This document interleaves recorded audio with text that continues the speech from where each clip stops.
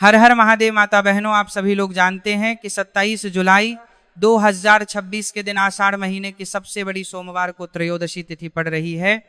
तो इस दिन का महत्व बहुत ही ज़्यादा बड़ा हो जाता है, इसलिए आप लोगों को इस दिन 3 पीले कनेर के फूल वाला उपाय जरूर करना चाहिए। इस उपाय को मैं बहुत अच्छे से समझाने वाला हूँ। तो माता बहनों, उपाय को आपको कैसे करना है, कब करना है, कहाँ पर करना है और उपाय को करते समय आपको किन किन बातों का ध्यान रखना है, यह सारी जानकारी हम आपको इस वीडियो में देंगे। तो चलिए उपाय को शुरू करते हैं। देखिए, यह दिन इतना खास होता है, इतना महत्वपूर्ण होता है। देखा गया है कभी कभी बड़े बड़े पूजा पाठ अनुष्ठान से जो मनोकामना पूर्ण नहीं होती है, वह 27 जुलाई सोमवार त्रयोदशी तिथि के दिन एक छोटे से उपाय करने से ही आपकी मनोकामना पूर्ण हो जाती है। और बहुत सारे लोगों ने इस उपाय को किया भी है और उनको इस उपाय को करने का फल भी जरूर मिला है। अगर आप लोग भी इस उपाय को 27 जुलाई 2026 आषाढ़ महीने के सबसे बड़ा सोमवार त्रयोदशी तिथि के दिन करना चाहते हैं, तो आप इस उपाय को पहले अच्छे से समझ लेना, सुन लेना, उसके बाद करना। आपको इस उपाय का फल जरूर मिलेगा और इस उपाय को करने से आपके घर में चाहे किसी भी प्रकार की दुख और समस्या क्यों ना चल रही हो, आपको उसका कारण भी नहीं पता है कि भाई ये समस्या किस कारण से चल रही है। उसका कुछ भी कारण हो सकता है, जैसे पितृदोष हो सकता है या किसी भी तरह का मंगल दोष भी हो सकता है, और भी बहुत तरह के दोष होते हैं, कुछ भी हो सकता है। पर आपको इस उपाय को करने के लिए अपने दोष को पता लगाने की भी जरूरत नहीं है। बस 27 जुलाई सोमवार त्रयोदशी तिथि के दिन इस 3 कनेर के फूल वाला उपाय आप लोगों को जरूर कर लेना है। तो माता बहनों, अब हम समझते हैं इस वाले उपाय को हमें करना किस समय है। तो सबसे पहली बात दोस्तों, हम समझते हैं कि यह 3 कनेर के फूल वाला उपाय करना किसको है। तो देखिए, यहाँ पर सीधी सी बात है कि ये 3 कनेर के फूल वाला जो उपाय है, ये किस लिए किया जा रहा है। ये मनोकामना को पूर्ण करने के लिए किया जा रहा है, या आपके जीवन में जो दुख और परेशानियां हैं उनको दूर करने के लिए किया जा रहा है, या आपका कोई बड़ा काम है जो कि नहीं हो पा रहा है, आप उसके लिए इस उपाय को कर सकते हो। तो सीधी सी बात यह है कि आप अपनी किसी भी प्रकार की मनोकामना के लिए इस वाले उपाय को कर सकते हो। तो यह उपाय वह व्यक्ति कर सकता है जिस व्यक्ति को अपनी किसी भी प्रकार की मनोकामना भगवान शिव जी से पूर्ण करवानी हो।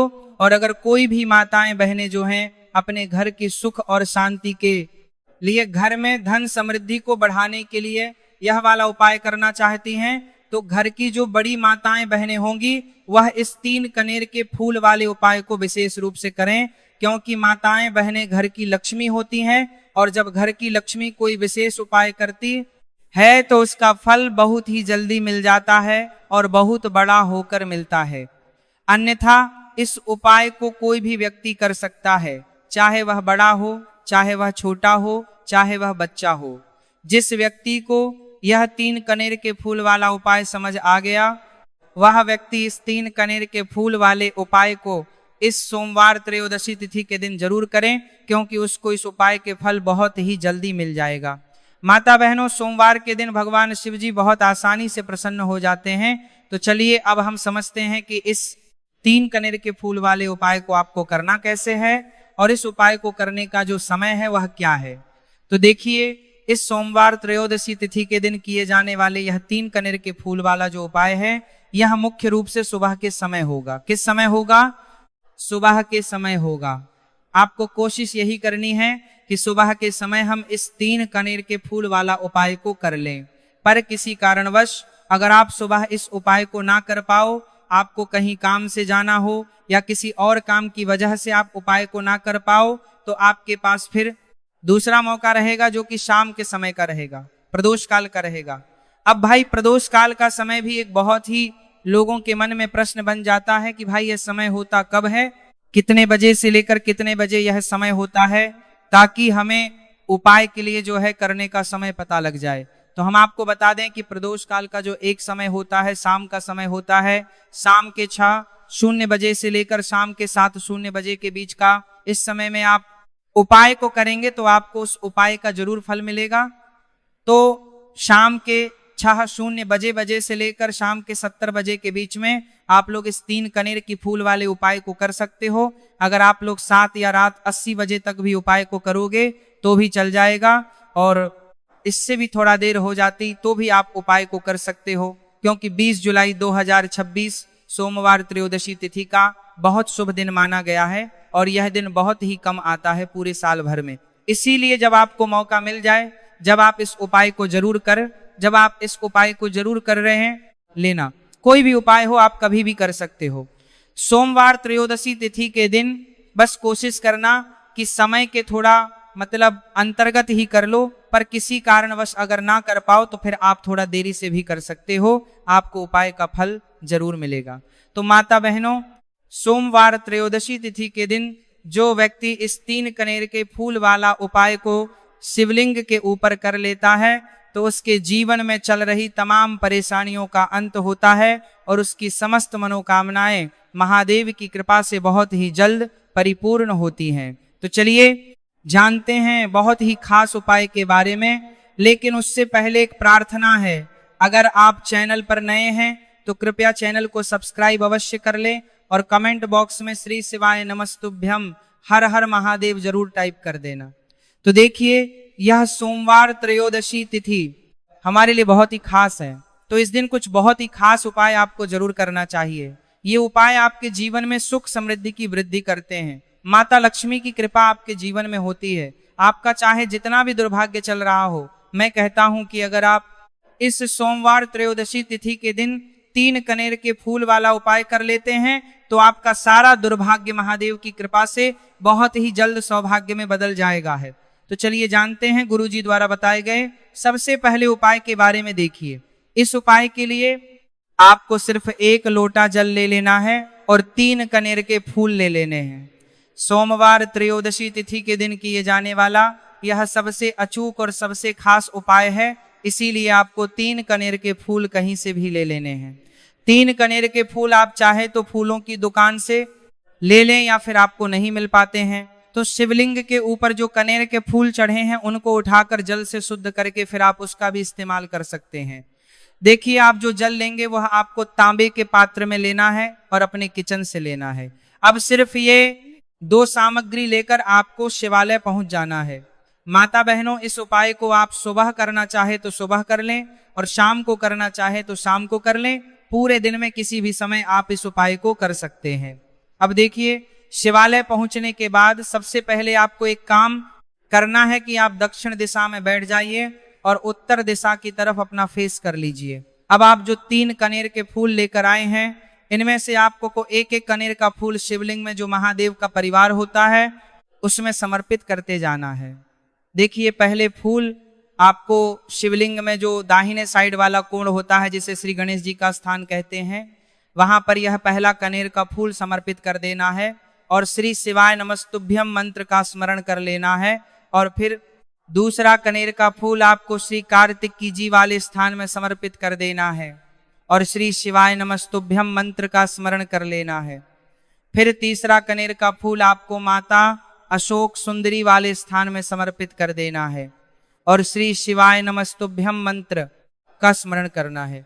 देखिए, जलधारी के बीच वाला जो स्थान होता है वह माता अशोक सुंदर का स्थान कहलाती है और यहीं पर आपको तीसरा कनेर का फूल समर्पित कर देना है। इसके बाद इस शिवलिंग से 2 फूल आपको और लेना है, क्योंकि हमारे पास मात्र 3 ही फूल थे ना, तो ले लिया। या फिर चौथा कनेर का फूल आपको माता पार्वती के हस्त कमल में समर्पित कर देना है। देखिए, शिवपिंडी जिस स्थान पर रखी रहती है, यानी शिवलिंग जिस स्थान पर जुड़ा रहता है, उस पूरे गोल गोल वाले स्थान को माता पार्वती का हस्त कमल कहते हैं। और चौथा कनेर का फूल आपको यहीं पर समर्पित करना है और श्री शिवाय नमस्तुभ्यम मंत्र का स्मरण कर लेना है। इसके बाद आपको 5वां कनेर का फूल शिवलिंग के ऊपर समर्पित कर देना है और महादेव से अपनी मनोकामना बोल देनी है। देखिए, यह उपाय उन लोगों को करना है जिनकी कोई विशेष मनोकामना है जो अभी तक परिपूर्ण ही नहीं हो पा रही है। बहुत सारे उपाय कर चुके हैं, बहुत सारे टोटके कर चुके हैं, तो मैं कह रहा हूं कि ऐसे लोगों को यह विशेष उपाय सोमवार त्रयोदशी तिथि के दिन जरूर करना चाहिए।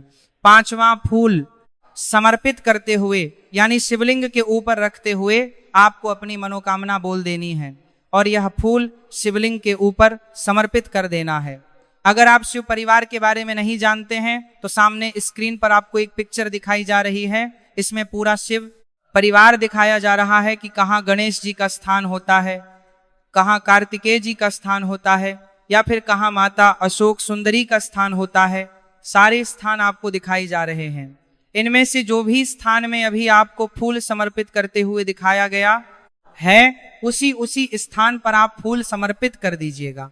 अब इसके बाद आप जो एक लोटा जल लेकर आए उसको पहले श्री गणेश जी वाले स्थान में थोड़ा सा समर्पित कर दीजिए और श्री शिवाय नमस्तुभ्यम मंत्र का स्मरण कर लीजिए। फिर थोड़ा सा जल आप श्री कार्तिकेय जी वाले स्थान में समर्पित कर दीजिए और श्री शिवाय नमस्तुभ्यम मंत्र का स्मरण कर लीजिए। फिर थोड़ा सा जल आप माता अशोक सुंदरी वाले स्थान में समर्पित कर दीजिए और श्री शिवाय नमस्तुभ्यम मंत्र का स्मरण कर लीजिए। फिर थोड़ा सा जल आप माता पार्वती के हस्त कमल में समर्पित कर दीजिए और श्री शिवाय नमस्तुभ्यम मंत्र का स्मरण कर लीजिए। इसके बाद बचा हुआ पूरा जल आप शिवलिंग के ऊपर लगातार समर्पित करते जाइए तथा शिव महापुराण के मूल मंत्र श्री शिवाय नमस्तुभ्यम का कम से कम 21 बार स्मरण कर लीजिए। शिवलिंग के ऊपर जल समर्पित करते हुए आपको कम से कम 21 बार श्री शिवाय नमस्तुभ्यम मंत्र का स्मरण करना है। जो भी व्यक्ति इस सोमवार त्रयोदशी तिथि के दिन इस उपाय को कर लेता है तो उसकी मनोकामना महादेव की कृपा से बहुत ही जल्द परिपूर्ण हो जाती है। तो इस विशेष उपाय को आप जरूर करिएगा। अब जानते हैं दूसरे खास उपाय के बारे में। यह उपाय भी आपके लिए बहुत ही खास होने वाला है तथा आपकी सारी समस्याओं को समाप्त करने वाला है। देखिए, इस उपाय के लिए आपको सबसे पहले एक लोटा जल ले लेना है। तांबे के पात्र में आपको अपने किचन से जल ले लेना है। इसी के साथ आपको ले लेना है 11 चावल का दाना। चावल का दाना कहीं से टूटा हुआ नहीं होना चाहिए, खंडित नहीं होना चाहिए।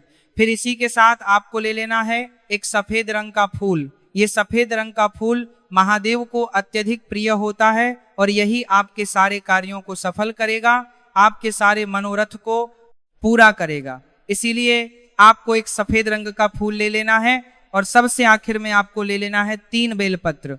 अब यह सारी सामग्री लेकर आपको पहुंच जाना है शिवालय। देखिए, इस उपाय को भी अगर आप शाम को करें तो आपके लिए बहुत ही विशेष होगा, क्योंकि शाम को प्रदोष काल के समय साक्षात महादेव शिवलिंग में वास करते हैं।